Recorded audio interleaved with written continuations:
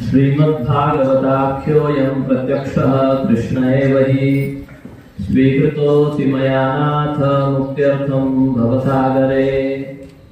वन्दे बोधमयं नित्यं गुरुं शङ्कररूपिणं यमाश्रितो हि वक्रोऽपि चन्द्रः सर्वत्र वन्द्यते।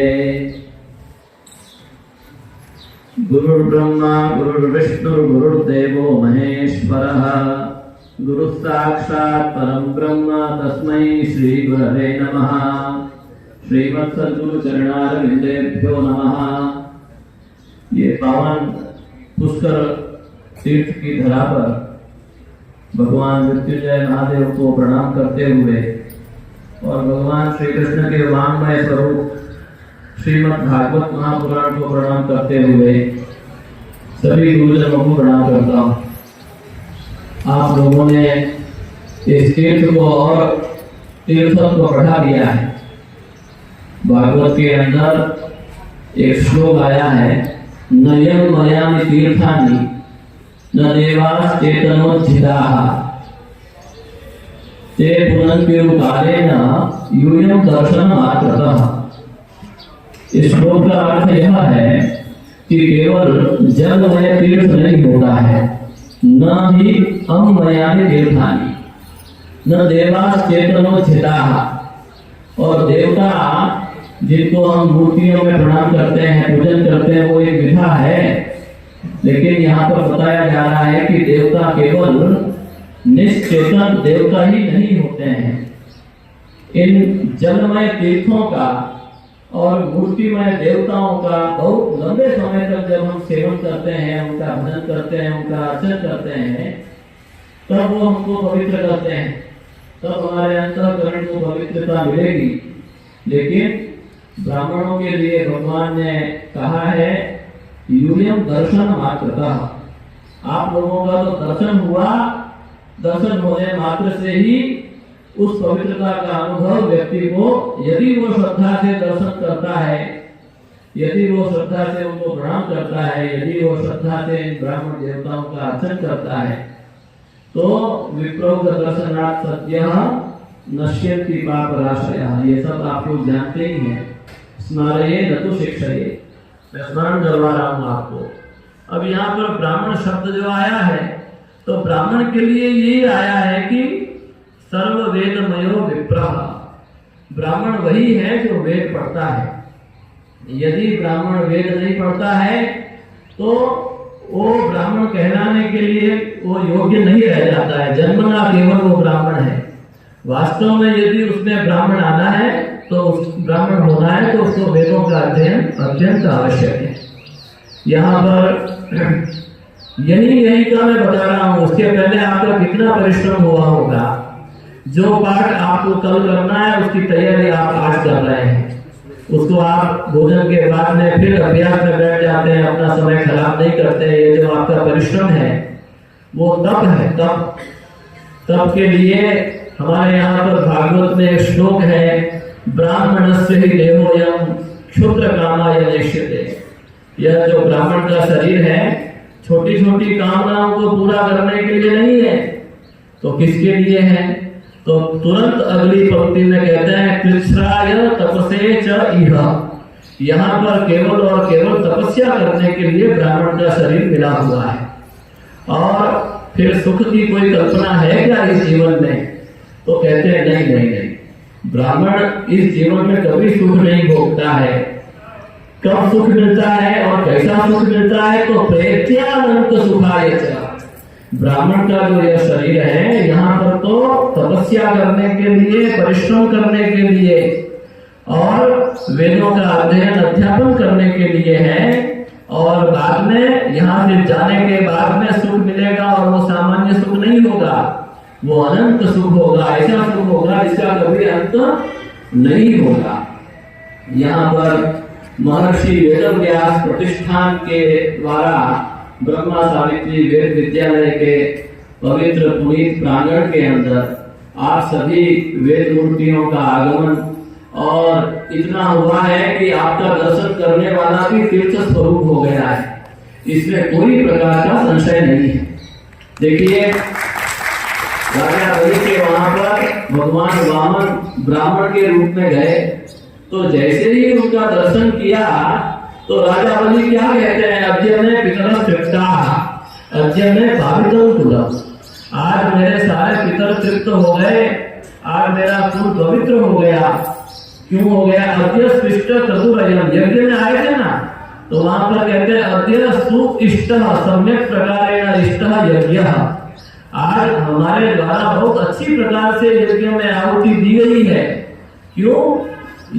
यद भगवान आगतो गृहान, इसलिए हो गई क्योंकि आप हमारे घर आ गए हैं। आपका हमारे घर पे आना, आपका हमारे क्षेत्र में आना, इस राजस्थान की धरा पर एक साथ आप 12 विद्वानों के द्वारा द्वादश आदित्य स्वरूप आपका दर्शन हम करते हैं। आप लोगों के द्वारा यह जो कंठस्थ धन पारायण हुआ है, इससे इस कर्म के जो भी कुछ अंश में भी कोई साक्षी हुआ है तो वो भी, उसके भी कल्याण में कोई संशय नहीं। इसके अंदर कोई प्रकार की ऐसी संशय की बात नहीं है कि जिन्होंने आपका दर्शन भी किया है, एक बार आकर के प्रणाम भी किया है, तो वो भी कल्याण का भाजन हो गया है। आप लोगों के तत्व को और गुरुजनों को प्रणाम करते हैं। और यहाँ पर हम तो बार बार स्वामी श्री गोविंद देव गिरी जी महाराज, जिन्होंने यह संस्था की स्थापना करी है और उनके द्वारा प्रारंभिक इस कार्य के अंदर इस वेद भगवान की सेवा का कार्य उत्तरोत्तर वृद्धि को प्राप्त हो रहा है, उसको देख करके इसके अंदर प्रारंभ के अंदर क्या परिश्रम किया होगा उन लोगों ने, यहाँ के गुरुजनों का क्या तप रहा होगा। आज तो हम उस फल को देख रहे हैं, लेकिन प्रारंभ की उनकी तपस्या सदैव प्रणम्य रहेगी। उस तपस्या को हम बार बार प्रणाम करते हैं। यहाँ पर देखिए, भागवत के अंतिम अध्याय का एक श्लोक सुनाता हूँ, आशीर्वाद के लिए बोला गया है। आप लोगों से तो आशीर्वाद लेने की मैं कामना करता हूँ, लेकिन भागवत में भी एक ऐसा प्रसंग आया है। नैमिषारण्य के अंदर सूतजी महाराज ने शौनक इत्यादि 88,000 ऋषियों को भागवत सुनाया। ये सारे ऋषि वैदिक हैं और यज्ञ कर रहे थे। 1000 दिव्य वर्षों तक चलने वाले उस यज्ञ के अंदर प्रथम सत्र में यज्ञ का कर्म होता था, द्वितीय सत्र में पुराण इत्यादि की कथा होती थी। वो उसी क्रम के अंदर जब भागवत पुराण को सुनाया गया तो अंत के अंदर मंगलाचरण के अंदर आशीर्वादात्मक जो मंगलाचरण हुआ है, वही मंगलाचरण में आपको सुना देता हूँ। पृष्ठे भ्राम्यदमन्दमन्दरगिरिग्रावाग्रगण्डूयनान् निद्रालोः कमठाकृतेर्भगवतः श्वासानिलाः पान्तु वः यत्संस्कारकलानुवर्तनवशात् वेदानिभेनाम्भसाम् यातायातमतन्द्रितं जलनिधेर्नाद्यापि विश्राम्यति। जब समुद्र मंथन हो रहा था तो वहां पर मंदराचल पर्वत को मथानी बना करके मंथन करने के लिए उद्यम प्रारंभ हुआ। समुद्र की गहराई इतनी थी कि यदि नीचे कोई आधार नहीं होता तो वो मंदराचल पर्वत भी डूब जाता। अगर मथानी डूब जाती है तो फिर मंथन नहीं हो सकता है। ये सभी जो विलोना करने वाले पुराने कोई लोग होंगे तो उनको मालूम होगा, मथानी थोड़ी ऊपर रहती है तभी विलोना हो सकता है। अब वो डूब नहीं जाए, इसके लिए भगवान ने कृपा करके कच्छप का अवतार लिया, आकर के उस मंदराचल पर्वत को आधार दे दिया। आधार देने से वो डूबा नहीं और अब मंथन होने लगा। जब मंथन होता है तो उनकी पीठ के ऊपर कुछ घर्षण हुआ पर्वत का। घर्षण होने से भगवान की कुछ खुजली शांत हुई। खुजली शांत होने से उनको थोड़ी निद्रा आने लगी। निद्रा आने के कारण से लंबी लंबी श्वासें चलने लगी। जिस समय भगवान कच्छप अवतार के रूप में अपनी लंबी लंबी श्वास को छोड़ते थे तो समुद्र का जल बहुत दूर दूर तक जाता था, और जिस समय वापस श्वास लेते थे तो समुद्र का जल वापस समुद्र की तरफ आता था। यह जो क्रिया लंबे समय तक, जब तक वो मंथन चला तब तक ये समुद्र के जल को दूर जाना और आने का कर्म होता रहा। उसमें हेतु कौन है? भगवान की श्वास। तो यहाँ पर इस आशीर्वादात्मक श्लोक के अंदर यही कहा गया है कि वो भगवान जो कमठाकृति भगवान है, कच्छप के रूप में जो भगवान है, उनकी श्वास की जो वायु है वो आप सभी की रक्षा करे। ऐसे भगवान के श्वास की वायु से प्रार्थना की गई है कि आप सभी की रक्षा करें। अब आप थोड़ा सा विचार कीजिए कि भगवान की श्वास की वायु क्या है। तो यस्य निष्पतितम वेदाः, भगवान के श्वास की वायु ये वेद ही है। जहाँ की श्वास सहज श्रुतिचारी, ये तुलसीदास जी ने रामचरितमानस में कहा है कि जिनकी श्वास ये चारों वेद है। तो आप लोगों की रक्षा ये वेद ही करें।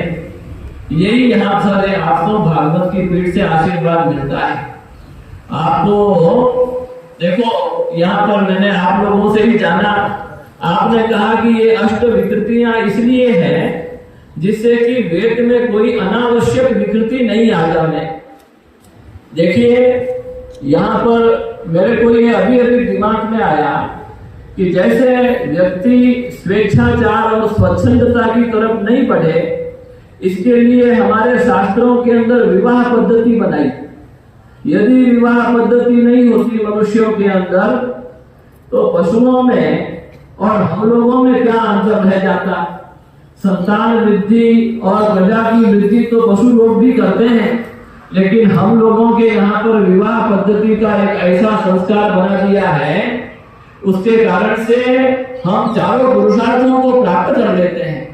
यह जो गृहस्थ में प्रवेश करके जो हमारा नियमन कर दिया है कि आपको इस प्रवृत्ति के अंदर इसी विधि से जाना है, तो ऐसे ही विकृति का अगर सामान्य अर्थ देखा जाए तो विकार, जो कोई चीज बिगड़ जाता है तो उसको कहते हैं इसमें विकृति आ गई है। लेकिन ये जो अष्ट विकृतियां हैं, ये अष्ट विकृतियां किस लिए है? वेदों की रक्षा के लिए। उन वेदों की उन रक्षा करने के लिए आपने बहुत तपस्या पूर्वक, श्रम पूर्वक इस वेद भगवान का रक्षण करने के लिए उन विकृतियों का अभ्यास किया है। तो ये तो सामान्य नियम है, धर्मो रक्षति रक्षितः। धर्म जिसके द्वारा रक्षित होगा, धर्म उसकी रक्षा करेगा। और ऐसे ही वेदा रक्षन्ति रक्षिताः, आप लोगों के द्वारा इन वेदों के रक्षण के लिए इतना परिश्रम हुआ है, तो निश्चित रूप से ये वेद भगवान आपकी रक्षा करेंगे। आप लोग आगे से आगे इसी प्रकार से वेद भगवान की सेवा में उद्यत रहें। आपके आने वाली पीढ़ियां और आपसे भी आगे इसके अंदर कार्य करें। सर्वस्मात् विजयं विच्छेद पुत्रात् शिष्यात् पराजयम्, पुत्र और शिष्य से सभी लोग हारना चाहते हैं। आपके गुरुजन जिन्होंने आपको संहिता पर पढ़ाई होगी, आज उनका हृदय कितना प्रसन्न हो गया होगा कि हमारे पढ़ाए हुए विद्यार्थी आज धन पारायण कर रहे हैं और उनका पारायण लगभग पूरा होने वाला है। तो इसी प्रकार से जो खुशी आप लोगों ने आपके गुरुजनों को दिया है, मैं भगवान के चरणों में भागवत के सन्निधि में प्रार्थना करता हूँ कि आपको भी ये खुशी भविष्य में मिले। इसी प्रार्थना के साथ में पुनः आपके चरणों में प्रणाम करते हुए वाणी को विराम देता हूँ। नमः पार्वती पतये।